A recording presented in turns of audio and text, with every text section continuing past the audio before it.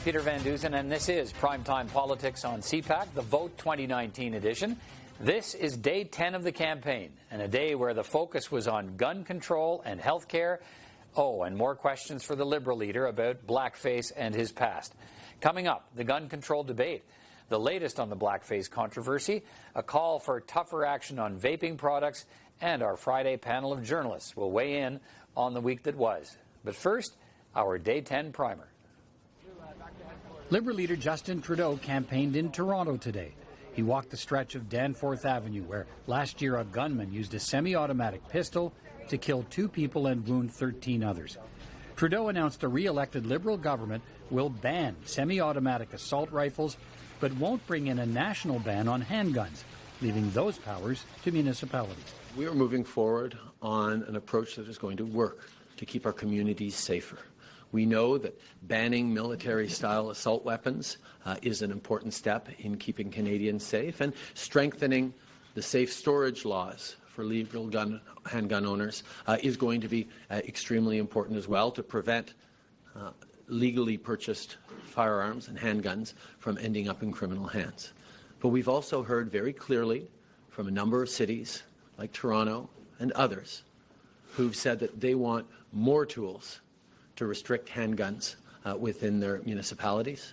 And that's why we are going to work with them and work with provinces and territories to give them the power to do just that. Trudeau says a Liberal government will also create a buyback program for all military-grade weapons that were legally purchased, and accused the Conservative leader of being weak on gun control. People are dying. Families are grieving. Communities are suffering. So we're going to do more, and we're going to do better.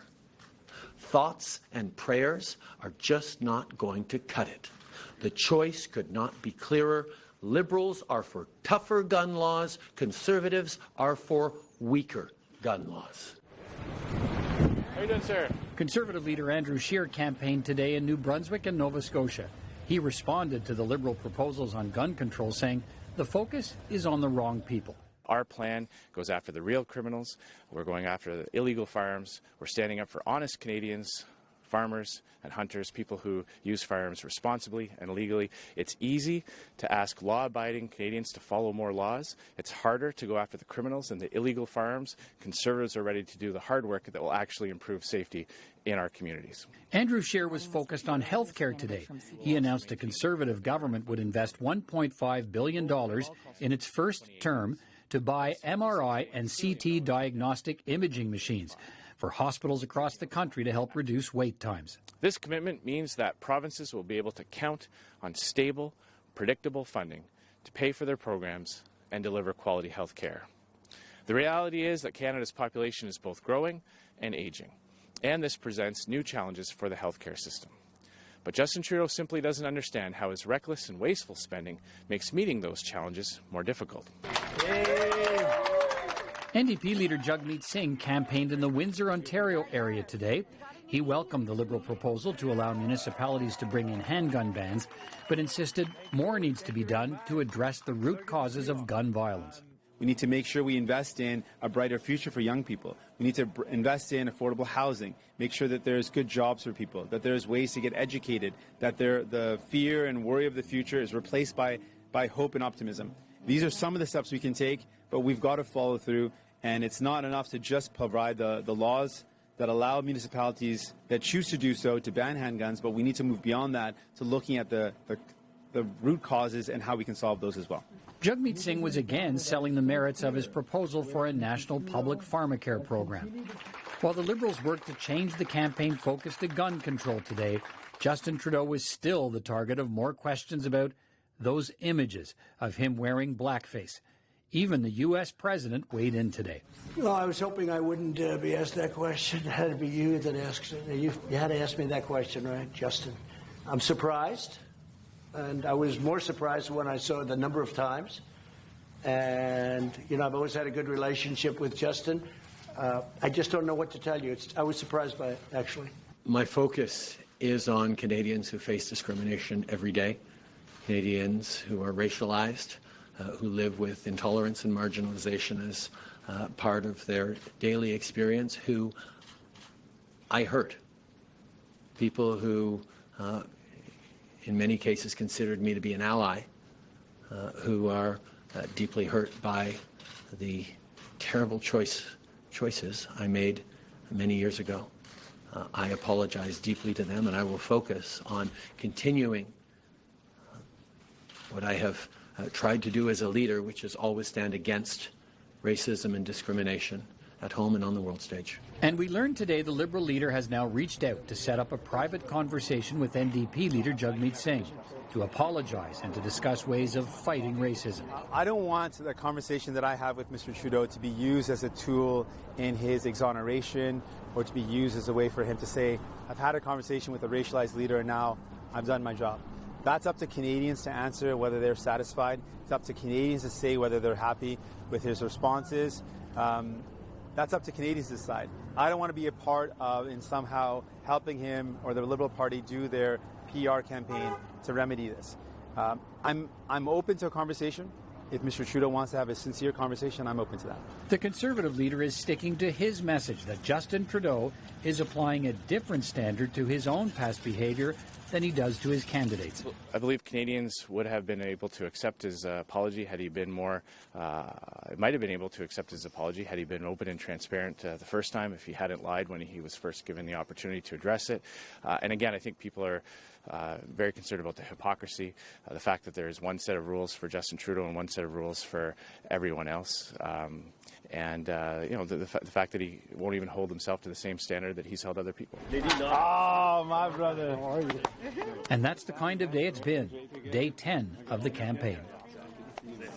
Looking at me.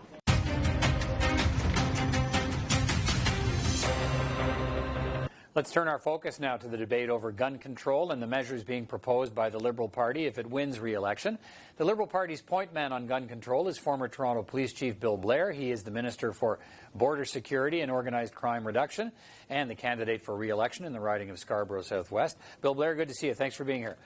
Thank you very much, Peter. Good to hear from you again. What is the case for banning semi-automatic rifles in this country? Why do you want to move on this? Well, quite frankly, those weapons were designed for military use. They're designed for soldiers to kill enemy combatants. Their only real purpose is the killing of people, and frankly, there's no place for them in a civil society. These are also the weapons of choice for people who've been involved in mass shootings at the Quebec Mosque, in Moncton, in the murder of Mounties. They're also the weapons used in Christchurch and Sandy Hook for the killing of little kids, and even at École Polytechnique, where women were hunted down for no other reason that they were women in their classes.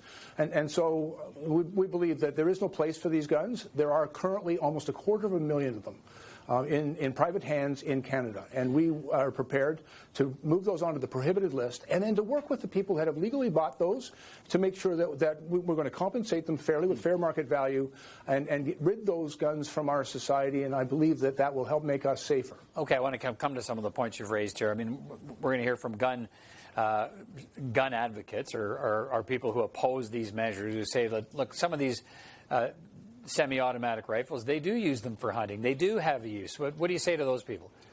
You know, we look at the weapon that was what it was designed and intended to be used. The AR-15 example was designed for soldiers to use in a combat situation to kill enemy soldiers. That is its design purpose, and frankly, it also has been used in horrific incidents where individuals who want to kill a lot of people quickly have used these weapons because of their design and the way in which they're used. You know, we also had that situation, terrible situation in Moncton a number of years ago where an individual with military-designed assault rifle outgunned the RCMP and killed 3 officers and was hunting police officers in a Canadian city. I believe that there is no place for these weapons in our country. I also want to be really clear on something, Peter. There's absolutely nothing in our platform proposals that in any way restricts the legitimate, lawful, and safe activities of hunting and sport shooting in this country. You know, if someone wants to have a rifle for hunting deer or for ducks, we're not in any way impeding that or restricting that. Okay, tell me about the buyback program. How would that work? Well, simply, we have a 2-year amnesty period because it will take some time to identify the owners of these guns. And when someone comes forward and says, I have one of these guns which I legally own and which I purchased for this much, we would determine its fair market value. The individual would surrender that firearm and be compensated for its value. And then he would be free he or she would be free to use that money for whatever purpose. If they wanted to go and buy a non-prohibited firearm, that would be their choice. But it would enable us to get those 250,000 military-designed assault-style weapons of, frankly, mass murder out of our society. You know, I've talked to some people and they say, these are fun to shoot. But I balance that against public safety and the risk that these weapons pose to our communities, and I think it's a pretty fair equation. You know, and I appreciate that the other side will, you know, suggest that, you know, this is somehow interfering with hunting rights or sport shooting rights. And quite frankly, these are not toys. They're weapons designed to kill. And we don't think there's a place for them in our society. Okay, how much will it cost you to buy back these semi-automatic rifles? As I said, there's about 2,500 of these that known in private hands in Canada. We've done some research. I think you mean 250,000, right? 250,000. I apologize. And of those guns, you know, they range in price. Some of them as low as $300. Some of them up to several thousands. But on average, it's about $1,500 per weapon. And so that a buyback of that magnitude would be somewhere in the neighborhood of $350 million to $400 million. As well, there's some costs associated. You know, if you buy one of these guns currently from a licensed retailer, it's often delivered either by FedEx or Canada Post. And so we are looking at safe ways in which those weapons can be collected in a very cost-efficient way, and also to make sure that law enforcement has the resources they need to oversee that collection so that it can be done safely. Okay, you said today we need to disarm the criminals. How many criminals are you expecting will want to take part in your buyback program, or will decide to get rid of their banned rifles? So in other words, how will these measures disarm criminals? They don't follow the laws. Let's also be very clear. We propose a number of very significant measures. We know that there are 3 ways in which criminals get access to guns. Some of them are smuggled across the border. We've made very significant new investments in CBSA and at the border, also within the RCMP and our integrated border enforcement teams to conduct the investigations and to interdict the supply of guns coming across that border. We are looking at additional resources, new technologies, new offenses and penalties to make real consequences for people who bring those guns illegally across the border. And, you know, I recall earlier this year in committee, a conservative saying these are only paper crimes. Nonsense. This is gun smuggling, and this is gun trafficking. And so we're going to stem that flow of weapons into our country. We also know 2 other significant sources of guns getting into the hands of criminals are through theft. You know, the gun that was used in the Danforth, the Danforth shooting, just as an example, was stolen from a gun retailer in Saskatchewan a few months before. It ended up on our streets, and it was used to kill 2 innocent kids and injure 13 other, you know, innocent civilians. Right. And so we are bringing in regulations that will require. Like right now, all you have to do to store those firearms is put them in a non-transparent locked container or a room that's locked, that's difficult to break into. That is clearly insufficient. And so the vast majority of conscientious handgun owners store them in a safe or a vault. And we're going to make that a requirement for all people who choose to own a handgun. We're not restricting the people's ability to own a handgun or use it in sport shooting. What we are doing is requiring them to adhere to new requirements of secure storage so they won't be stolen. I want to come to the handgun piece in just a moment, but your critics say this approach to gun violence is essentially an admission that you can't fight the criminals, so you target the legal gun owners by making the rifles illegal. Is this an easier way to curb the violence? No, Peter, that's complete nonsense. I will tell you, I have been fighting gun violence and armed criminals for a number of decades in the largest city in Canada. And there is no one thing you can do, but I don't have any idea how conservatives can talk about reducing gun violence if they're afraid to talk about guns. And so interdicting the supply of guns that are getting into the hands of criminals is a very critical part of our strategy to keep our communities safe. But it's not all that we were doing. We are making very significant new investments in communities and kids to change the circumstances that give rise to this violence. We are actually, for the first time, and for 10 years, when I didn't get a nickel or any support out of a conservative government to deal with guns and gangs, we put $347 million into law enforcement. And so we're doing those things, quite frankly. Conservatives who have taken the money and the support of the gun lobby are unable to talk about effective measures to keep guns out of the hands of our communities and persons who would pose a risk to others, we're prepared to do what is necessary to keep our communities safe. All right. Tell me about the measures to allow municipalities to ban handguns. But first of all, you're going to give them the tools to ban handguns if they want, or further restrict them. A lot of people are saying, why aren't you banning handguns? Why isn't there a federal ban on handguns? You know, I went right across the country and I spoke to a number of very responsible handgun owners who are involved in sports shooting. Some of them internationally competitive sports shooters. They're exceptionally conscientious about the safety of their weapons and the security of their weapons. And out of respect for those individuals, we're not attempting to restrict their ability to engage in their sport. We just want to make sure that those weapons are stored in a secure way. And we also have recognized in our conversations with cities across the country that they have unique concerns about safety in their environment. And so we're prepared to work with cities. And if for example, there requires, perhaps the city would say, we appreciate that a gun should be stored in a vault or a safe, but perhaps not in our city. And perhaps the ranges should be located elsewhere as well. So the gun would not necessarily be stored in their environment or used in their environment. Let's finish on that. That comes back to the question about, okay, how many criminals are going to care about a ban on handguns? How will that stop the shootings we're seeing on cities like the one you're in right now, your city in Toronto, cities across Canada? A municipal handgun ban does what to a criminal who's got a handgun who wants to use it? Handguns are far too readily available to criminals on our streets. And we know if we make it more difficult for a criminal to get their hands on a gun, we can make our communities safer. You know, the police do an enormous amount of work to try to interdict the supply of guns that are getting onto the street. We're going to help the police. I've met with them, talked with them, asked them what they need. Secure storage prevents theft. New measures to detect and deter and punish straw purchase, that's a legal owner purchasing a gun and then selling it illegally, are what the police need. And as well, we've recognized that we needed to strengthen our work at the border. You know, for almost a decade, the previous government cut nearly $500 million from the CBSA and from the RCMP in the work that they did to keep our borders secure and to keep those guns out of the country. We have been restoring those resources, that capacity to maintain the security of our borders, and we're giving the police the tools that they need to do their job. We're also introducing what are sometimes referred to as red flag laws, Peter. So if you get a situation, I will tell you from 4 decades of policing experience, when you have a dangerous situation and you put a gun, that dangerous situation becomes deadly.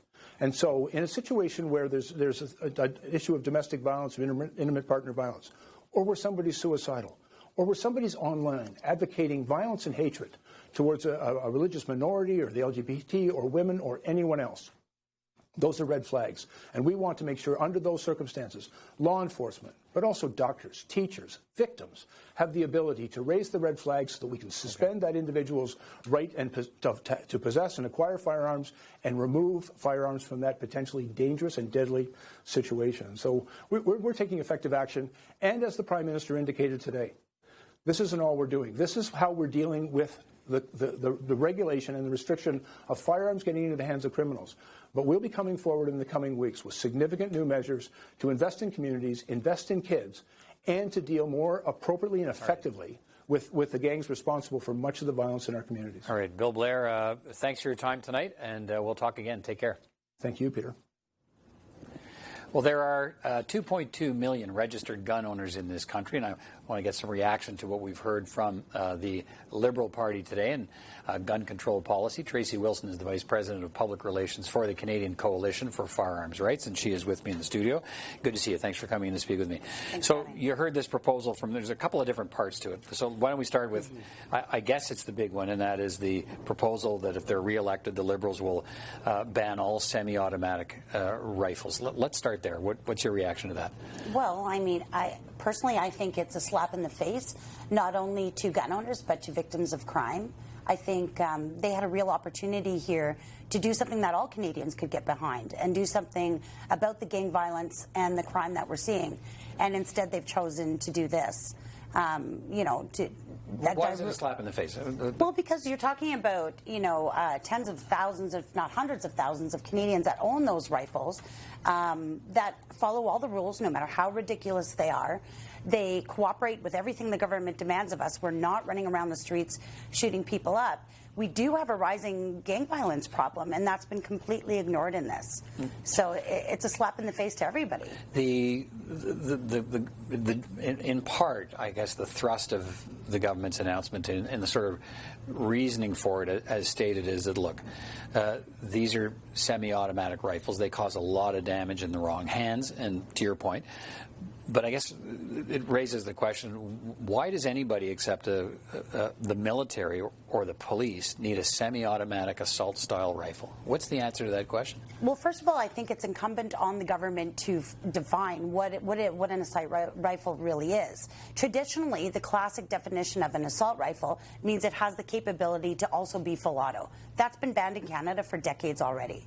Now, I have AR-15s that I sport shoot with. I also have hunting rifles. This would cover that, right? Absolutely. So I also have hunting rifles that I hunt deer and moose with, and they're also semi-auto. So you're talking about firearms that belong to millions of Canadians who have done nothing wrong to deserve such an attack, yet there wasn't one measure discussed today that would have any effect on the violent crime we're seeing in Canada. Explain what a so we all talking the same language. Semi-automatic rifle is what? So can it shoot off bursts of bullets faster than a single bullet? No, I think that's Hollywood talk. Just like my hunting rifle, my AR-15 is restricted to a magazine capacity of 5. So you have 5 bullets in total. Every time you want to expel one cartridge from the firearm, it requires a depression of the trigger each time. So, there's no spray and pray or whatever it is the criminals are doing. They may very well have those firearms, but they're also in illegal possession of them. Right. So so do hunters need these? Yeah, I hunt with semi-auto. So does everyone in my family. I've only ever hunted with a semi-auto, and there's multiple reasons for that. If you were hunting with a single action firearm, you might not have the best shot. You might need to take a second follow-up shot in order to do a humane hunt, right? So my hunting rifle that looks like something Grandpa owned operates exactly the same way my AR-15 does, which may look, it may look scary, but operationally and functionally, they're the exact same. So what will the effect of this be then? The stated purpose of this from the government today was say, look, get these off the street, get them out of the hands of criminals, because sometimes the criminals get them by stealing them from lawful gun owners or from gun shops. So what effect do you think this will have? Will this have the desired effect of what the government is trying to get to? No, and I don't think this is intended to be a public safety measure. I think this is a political measure. The fallout from this is going to be tens of billions of dollars of taxpayer money going to try and confiscate legally acquired firearms from Well, you say legal confiscate, firearms. and they of course call it a buyback. They'll say, look, one of the things they heard from gun owners was, if you're going to do, what are you going to do? You have to buy everything back. I paid for my guns. So in some ways, they seem to be suggesting today they've called your bluff. They said, okay, you want us to buy them back? We'll buy them back. Well, I've never said such a thing because my guns aren't for sale. But as a taxpayer, I'd have to wonder what government would take tens of billions of taxpayer dollars to buy back. Is that what you think it'll be? Because they haven't costed it. They have not costed it. Yeah, I know there was a little list of 8 firearms they were looking at, semi-automatic, sporting arms that they were looking at. If we're talking all semi-autos, you're going to be in tens of billions of dollars to do this. And I think those resources would be better allocated towards root causes of violence, maybe at-risk youth initiatives or community programming. Like this is crazy. Any Canadian who thinks this is a great idea hasn't really looked at what is going on in the streets of our cities. What about they're also saying that there was a lot of people who thought, well, there was some discussion around them putting a national ban on handguns too. They haven't done that. They're going to leave that to municipalities. They'll give municipalities the powers to decide individually who wants to ban handguns, who doesn't, who wants to further restrict them. What about that? How does that even work? I mean, there's 100,000 RPAL holders, so that's a restricted firearms license to own a handgun in Toronto alone. There's 60,000 here in Ottawa. So what would that mean? Would we just move outside the city limits? I don't understand what the purpose of that would be. Meanwhile, the gangs are laughing. They're rolling around in the streets, laughing at a government that would simplify such a complicated, complex issue. What's a better way to have done it then? I mean, if they're trying to deal with gun violence, that's what the whole purpose of this announcement was today, this promise.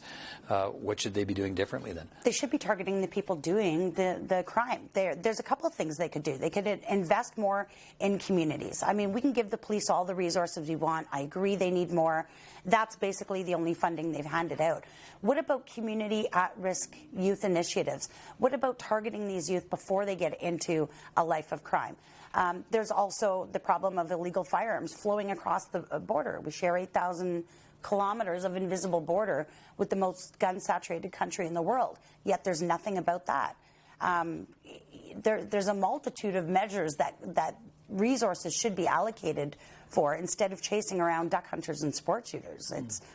It's mind-boggling. But is it really, like, when you say duck hunters and sport shooters, like, I guess, what would change for you if you had to give up semi-automatic rifles? It would require about $60,000 worth of my private property, leaving my... No, but what would change in your life as a hunter? Oh, well, it would mean I would no longer deer hunt. I would no longer moose hunt. I wouldn't be out enjoying the outdoors with my daughters and my grandson. It would ruin a way of... Unless you use a different rifle. Sure, but it would, that's not how I hunt. So it would affect my sport. It's the only sport I can participate in at my age, and that I'm on a level playing field. Wait a minute, there's lots of stuff we could do at our ages here. Well, if I was to join a men's hockey league right now, I probably wouldn't be very successful. However, I can go to the range and, saddle up beside some of these big strapping lads that are at the gun range, and I can outshoot them no problem. It's the most inclusive sport that sees no barriers for gender, for age, for physical ability. Anybody can participate and do really well. So if the Liberals get reelected and they push ahead with this policy, what will the reaction be from the gun owner community, or a large portion of the gun owner community? How do you respond to this measure if it looks like they're headed to making this into a law? I think when governments implement radical policies like this, we can see from the lack of success in Quebec with their, something as simple as a long gun registry, which is, highly opposed by gun owners. Now imagine if you were talking about going to their homes and confiscating their firearms or expecting them to turn them in. I think this is a very radical measure that's going to have very little to no impact on public safety. And I'm not sure how eager gun owners would be to participate. Are you saying they wouldn't follow the law if they're told? They're talking about a 2-year amnesty. Once this is in place, you have 2 years to turn in your semi-automatic rifles, and we'll pay you market value for them, but you got 2 years to do it. And you're saying people won't do it? It's pretty complicated. I've got AR-15s that are restricted, so they're registered, and then I've also got guns that are functionally exactly the same as an AR-15, and it's non-restricted, so there's no registry for them. So they don't even know how many guns they're even talking about. It could be tens of millions of guns out there, costing tens of billions of dollars in buybacks. I think it's very ambitious, and I don't think it's going to work out very well. All right, Tracy Wilson, thanks for your time today. Appreciate it. Thanks, Peter.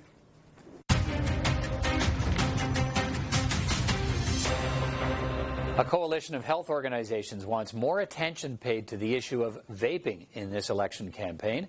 In fact, it's calling for urgent action to impose the same restrictions for flavoring and advertising on vaping products as exist for tobacco products. Earlier this week, a London, Ontario teen was diagnosed with the first case of respiratory illness in this country linked to vaping. He used e-cigarettes daily and recovered after being placed on life support. There have been vaping-related deaths reported in the United States and lots of health concerns associated with it, although they're still investigating why that is. Here's what party leaders have been saying about the health concerns being raised about vaping. I can tell you that Health Canada has been engaged with this issue over many months in consultations, working with experts and researchers to determine the right path forward. We've already taken a number of steps on vaping and harmful tobacco use, and we're always looking to do more to keep Canadians safe. But our decisions will be made based on evidence, based on data, and we will have more to say as Health Canada continues to do its work of keeping Canadians safe, including from the dangers of vaping. Our government took measures to ensure that tobacco products were properly regulated and to make it more difficult or less enticing for young children or young teens to take up tobacco habits. So we're going to continue to support measures that do exactly that. All our decision when it comes to any sort of a product that's in the market should be based on evidence and should be based on the science. And if we have some science and evidence that point to a problem, then we should respond. And right now, that science is unclear. There are some concerns being raised, and I think we should be very careful to assess any sort of information that we have and make the best decision possible to protect citizens. And that includes vaping, e-cigarettes, and anything else that might arise in terms of information that we now have that should inform our decisions.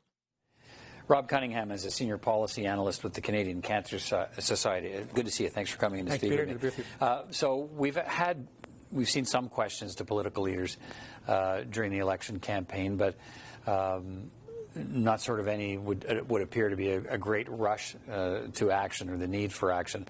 What do you think of what you've heard so far from them on perhaps how seriously they are taking this whole story around vaping? Well, there were some initial comments after last week when the Trump administration announced some action with respect to flavored e-cigarettes, vaping products. We held this national news conference to really highlight this urgent situation with respect to youth vaping. And there's a series of measures that we've recommended, and we're hoping over the course of the campaign, parties will be more specific in their commitments. Okay, what do you want? So, given this really big increase in youth vaping, we want an interim order on the Department of Health Act, which is a mechanism for Health Canada to move quickly when you have urgent health situations, and specifically to restrict advertising for e-cigarettes, similar to tobacco advertising restrictions. Right now, we can have advertising for cigarettes on television, on social media, on billboards, transit, all over the place. Youth are being exposed. That's contributing to an increase. With respect to flavors, significant action to restrict flavors in e-cigarettes. There's several thousand potential flavors on the Canadian market. It's contributing to youth vaping. And also to have maximum nicotine levels. The European Union had a standard of 20 milligrams per milliliter in place now and for several years. In Canada, we're more than triple that, 66. And some high nicotine e-cigarettes have been introduced in the market a year ago, initially by Juul. Other tobacco companies and other companies had to introduce products to match that. So kids are getting addicted. And if we have control on that, if we have this package, it can make a big difference for youth vaping. Is this worse than cigarettes? No. Cigarettes are more harmful than e-cigarettes. E-cigarettes are intended for adults unable to quit smoking. Those adults should quit completely. What's happening is that 65% of those who are vaping are also smoking at the same time. That's not supposed to be happening. And we're not supposed to be having all this youth use. And we've had a situation where it's really increased dramatically. In Canada, in a single year, youth vaping, 16 to 19-year-olds, up by 74%, 2017 to 2018. And just in the United States, the first 2019 data, over a 2-year period, up 235%. So it's getting worse. And so, how do you pinpoint that increase? How do you? And you're convinced that this is advertising. That's what's causing this big increase. There's a number of factors. Yeah. Advertising is a really important one, but also the flavors, also the high nicotine is getting kids addicted. It's kind of looking back several decades to the tobacco situation, and the same companies very much involved, same tactics, and with appealing marketing and so on. We have to learn from history. We've had such progress through smoking and youth smoking. We don't want a whole new generation of kids getting addicted to nicotine through cigarettes. That's what's happening. So it's not just one thing. It's a combination of things in terms of a solution, a comprehensive strategy, and that's what we're recommending. Okay, so we look at certainly more people are paying more and more attention to this. We've had a number of deaths, 6 or 7 in the United States, and a lot of serious cases of people developing lung problems because of this. We've had one serious case that we know of so far in Canada, in London, Ontario, where that teenager was on life support but is recovering now. How much do we know about the connection to this product and the actual problems we might be seeing in some of these people? So we don't have the full answers yet with respect to that. Now it's up to more than 500 cases in the United States, and there's better surveillance and monitoring. Many of these have involved cannabis oil. Some, though, have been nicotine. Is it a contaminant? Is it an ingredient? The full answers aren't known. At one point, the average age of people involved was 19. So it's really young people, and it has had a tremendous public attention, and really, I think, prompted politicians on both sides of the border to pay more attention to this, medical authorities. New York State, Michigan State, California have each taken executive action, and then you have the Trump administration with the president himself commenting that it's important to take action. Right. In fact, U.S. Centers for Disease Control, I think they've even activated their criminal investigation branch, I think, to see whether there's anything nefarious happening along the way here with these products, I guess. So in this country, the decision seems to be we need more information from health. Can we wait for that? We can't. I mean, I think we need to move really quickly after the election. You know, the situation is so urgent, and then unless we take action, we're going to see just this continuing increase in youth vaping. If youth are not vaping at all, you know, we're not going to have the situation that we're seeing in the United States. You know, we haven't seen the same amount in Canada, but we don't have the same monitoring. So Ontario and some other provinces are starting to have better monitoring, and we'll see what information we get from that. I guess some people watching, and it occurs to me to say, okay, well, is it, and I'm not sure there's an either, is it better to have them vaping than it is to have them smoking? Because maybe if they're not vaping, they'll go back to cigarettes or start cigarettes. Well, that's not really the issue that we're having now for youth. It's really the aggregate of nicotine use is way up. So it's not just a substitute. It's people who would never have smoked that are using this, you know, for the most part. So it's absolutely not what's supposed to be happening. All right, Rob Cunningham, appreciate your time. Good to talk to you. Peter, thanks very much.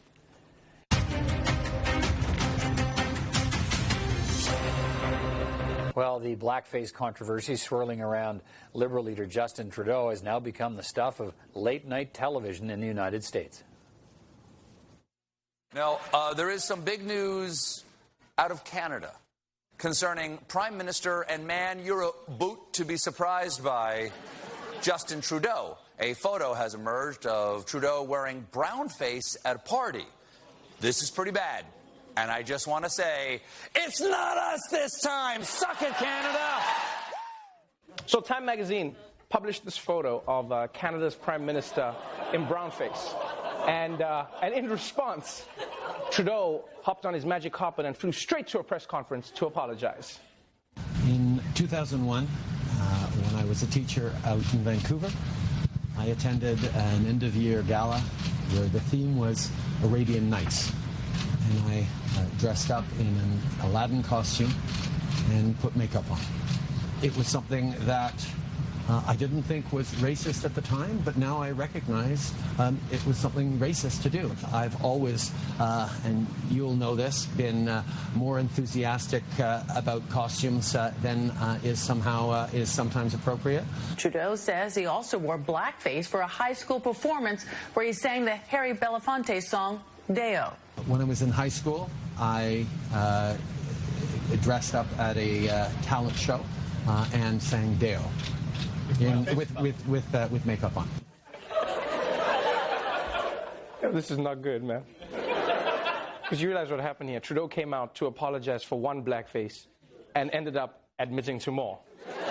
He's like, I did brownface for Aladdin, and I did blackface when I sang the song Deo. And now, if you'll excuse me, daylight's coming and me one go home.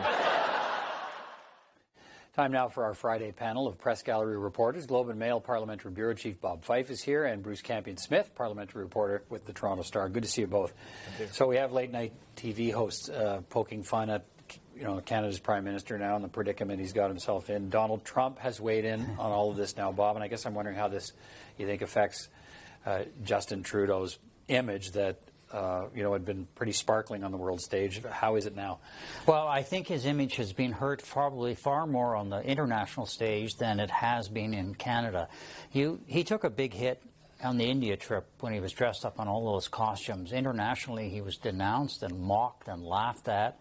And now this wearing of the blackface is far more serious. It's not a joke. Mm-hmm. And, the BBC, Sky News, Al Jazeera, New York Times, CNN, Washington Post, all the clips that users ran from the late-night comic shows make him look really bad. And I think that's going to hurt his image internationally because many people saw him as, he's the next Obama in terms of the social progressive guy that's on the international he talks stage. To on a world stage. The world kind of loved the guy, but perhaps not so much anymore. Bruce?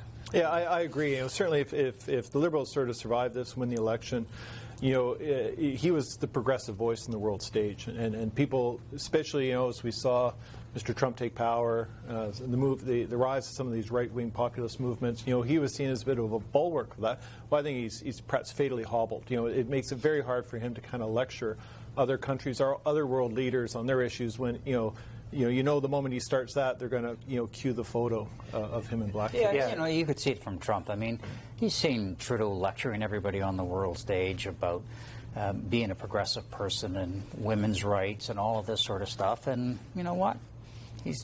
He's got a little thing in his eye as well, and it's making him look very good. And you could say that with the Trump in the Oval Office question he couldn't today. resist. Yeah. I was hoping you wouldn't ask me that question, but thank God you did.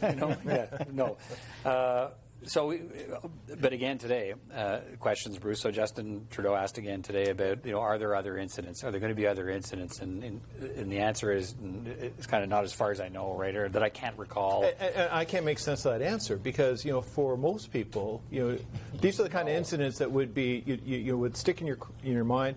You would live in fear of them coming out. So how can he not? So that tells me that there might be more. And who's got these images and perhaps in the timing of the release. So this may get really hang over his campaign. But we've seen he's now moved to the conciliation, atonement. And I think now it's going to be up to Canadians to kind of, make their own judgment. They knew that from past incidents that they may have had their doubts about his judgment. As Bob noted, the India trip, but they may like his policies. So there's going to be a tug of war, between personality and policy. I think that voters are going to have to decide. You talk about the outreach. We learned today, Bob, that he's going to contact Jagmeet Singh and they're going to have a conversation. It's kind of watched the way the day sort of changed here. So Jagmeet Singh this morning was, his office is talking to my office, and we're going to try and work something out, and it's going to be a private conversation, and I'm happy to have it. Later in the day, Jagmeet Singh is asked about it again, and it's going to be a private conversation, but I'm not going to become sort of a tool for the exoneration of Justin Trudeau. And rightly so. Yeah, I mean, how's that conversation going to go? Well, I mean, look, he's afraid of what's going to happen at the debate if Mr. Singh does not shake his hand. And so he's trying to do some damage control before the October 7th debate. That's pretty obvious what he's trying to do.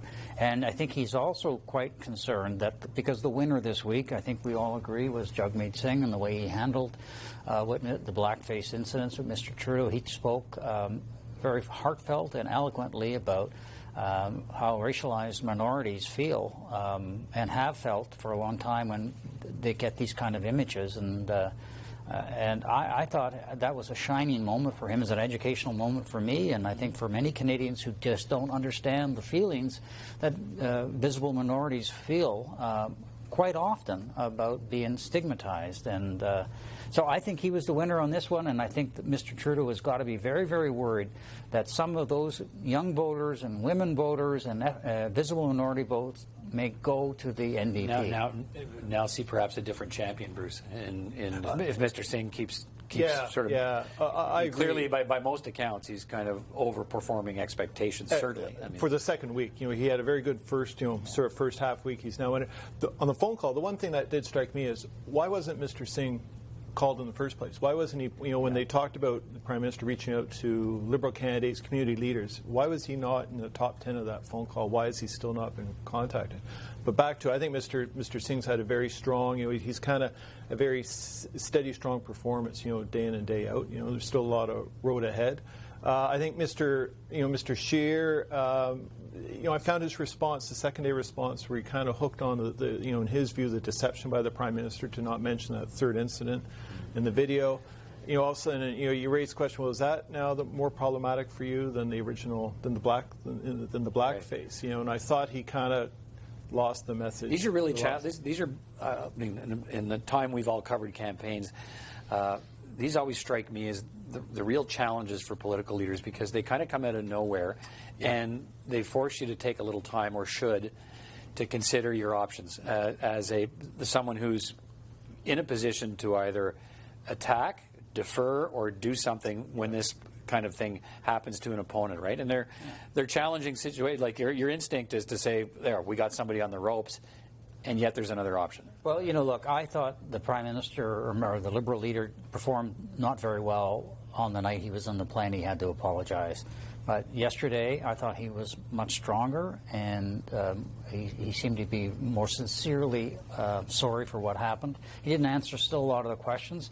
But if you're looking at, and this is anecdotal, of course, but we've all looked at streeters, television streeters, and letters to the editor, and what you're hearing from people, particularly visible minorities, they seem to be willing to give him a pass on this. Now, it's early to say because we don't know until we see the polls, which we probably have an idea probably Monday, get a sense of how Canadians actually feel about this. So he might have managed to escape this, but he's been damaged, and I think he's been damaged because he's no longer the authentic progressive that he claims he is. Yeah, and I guess, you know, in the context as well as, have we heard everything we're going to hear about it? And if there are other, images, then that's a different story, Brett. Let's talk a little bit about gun control and the proposal from the Liberals today to ban semi-automatic rifles and give communities the legislative powers to ban handguns. But they're not banning handguns federally. They've left that